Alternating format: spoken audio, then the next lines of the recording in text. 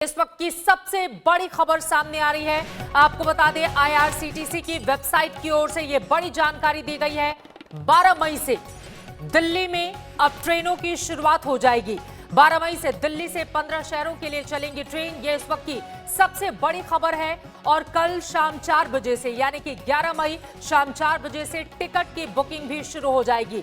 शुरुआत में सिर्फ 15 ट्रेनें चलाए जाने का फैसला लिया गया है। दिल्ली से मुंबई, पटना, जम्मू, रांची के लिए ट्रेन की बुकिंग कल शाम 4 बजे से शुरू की जाएगी। आईआरसीटीसी की वेबसाइट पर जाकर कल शाम 4 बजे के बाद से ही आप लगातार बुकिंग करा सकते हैं।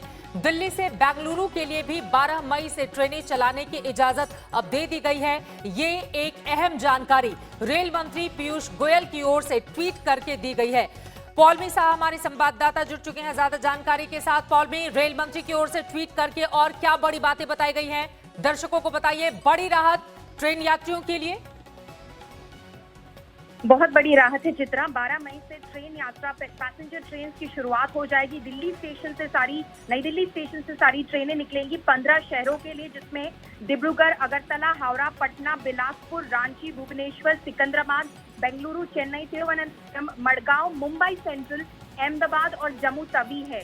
इन स्टेशन से ये ट्रेनें वापस भी आएंगी। तो 15 पेयर ऑफ ट्रेन चलेंगी।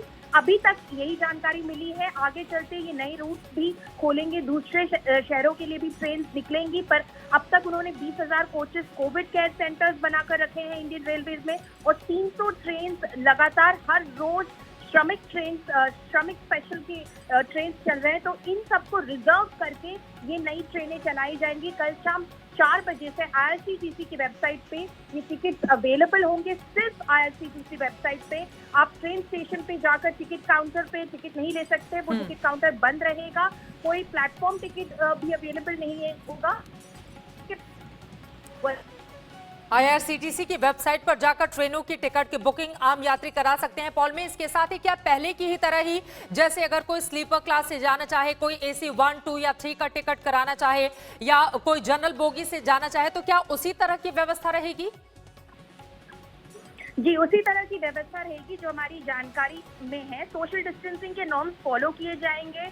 ट्रेन में हमें अभी भी कंफर्मेशन नहीं है, पर कम टिकटें बेची जाएंगी, ज्यादा उस नंबर से नहीं जितना कि पहले बेची जाती।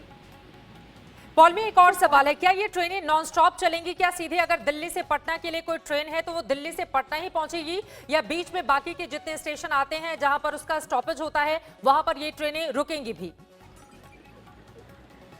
चित्रा, इस वक्त हम मंत्रालय से क्लैरिफिकेशन के लिए वेट कर रहे हैं, पर जो पहले ही हमसे कहा गया था, जो हमारे सोर्सेज पहले ही हमें बता रहे थे कि ये जो ट्रेनें चलेंगी ये नॉन स्टॉप तो नहीं चलेंगी, पर स्टेशन बहुत कम होंगे। अगर पहले 20 स्टॉप हुआ करते थे तो अब 5 स्टॉप होंगे। स्टॉप बहुत कम होंगे। तो अभी तक उस तरह का क्लैरिफिकेशन हम अभी भी उसका इंतजार कर रहे हैं। ये इस वक्त की बहुत बड़ी खबर पॉलमी साहब हमारी संवाददाता दे रही हैं। दिल्ली से बेंगलुरु के लिए भी 12 मई से ट्रेन चलाई जाएगी।